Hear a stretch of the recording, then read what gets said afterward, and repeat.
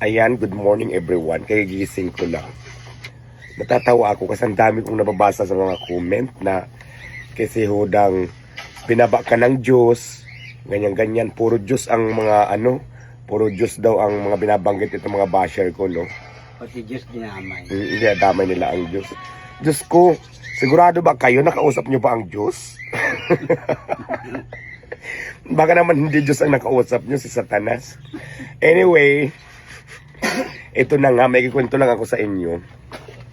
Gising ko lang, nagkakapi ako. At take note ha, may baso ba kayong ganito? Oh, Batang Quiapo with Coco Martin. Wala, di ba? Ingit na naman kayo. Alam nyo, kwento ko lang sa inyo, no? Kahapon, di ba umalis ako, pumunta ako may pinuntahan ako. Alam nyo na, nakita nyo yun sa vlog. Tapos pumunta ako ng Makati may nag-iaya sa akin mag-firing. Parang gusto ko rin naman ma-experience yung firing. Yung magpaputok ka. Nagpunta kami. May sinasaklob na ganun. Tapos mayroon pang goggles. Goggles matawag doon yung ganun. Diyos ko siguro, kasi kapit na kapit sa tainga yung pag ganun, may hikaw ako. Nawala yung isa kong hikaw. Doon nawala sa Jetro kasi dapat sa Amscore kami magpa-firing. Kaya lang, na-cut off na sila. Pagdating namin, kaya lumipat kami doon lang sa katabi yung Jetro. Doon siya nawala. Sana naman mabalik. Ano yun siya? 18K gold. Yung isa lang yung nawala. Yung isa nandito ng katabi. Ikano halaga nun, man? Ang halaga nun, na-vlog ko yan eh. Kasi 2.1 yan dalawa. Siguro nasa 7.5 yung isang piraso. Sayang no? Pero sana mabalik. Tapos ito pa, parang hindi maganda yung ko kahapon. Kasi pag alis ko pa lang, alam nyo ba, doon sa may doon bago Cavitex, doon sa may kawit sa unahan, doon sa may stoplight, paglabas mo ng Cavitex toll gate na, Diyos ko, may nabundol ako. Nagbayad ako ng 5,000. Maliit lang naman yung yung bangga, konting UP lang sa likod, nabundol ko siya. Tapos syempre, alam mo na, nagbayad na lang din ako ng 5K kasi para hindi na kami maabala pareho kasi parehas kami may lakad.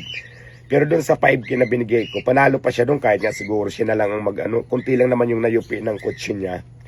So ganun yung nangyari. Sabi ko, ay parang hindi ko araw kahapon.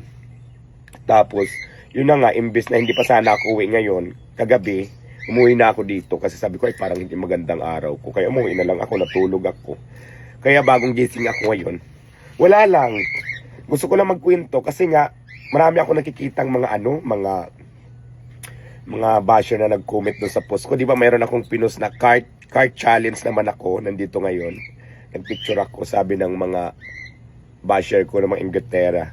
Ayan, karma na yan sa'yo, binabaka na ng Diyos. Bakit mga karma ako naghanap buhay ako ng maayos, di ba? Nasaan ba ang mga brain ng aking mga bashers? Uy, parang hindi nyo na ginagamit. Di ba? Huwag feeling perfect. At saka, alam nyo ba, kahit anong ibato nyo sa aking salita, hindi na yata yan i-effect. Sa tibay na ng pinagdaanan ko, sa sobrang dami ng pinagdaanan ko, pinagtibay na yata ako ng panahon. Kaya, kalma lang ha. So yun lang, nag-share lang ako. Good morning everyone. Kape na kayo, kape tayo. Sarap magkape, ang baso mo opak. Bye bye, good morning.